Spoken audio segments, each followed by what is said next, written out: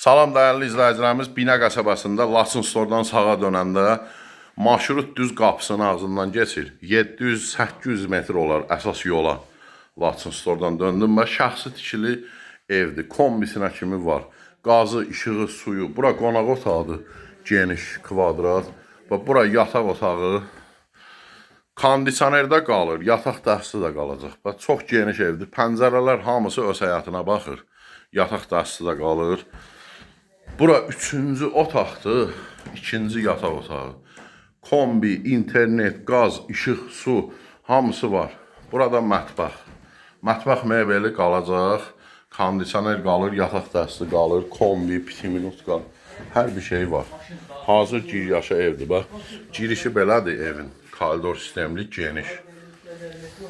Bu da evin girişidir, altı da kürsülü evdir.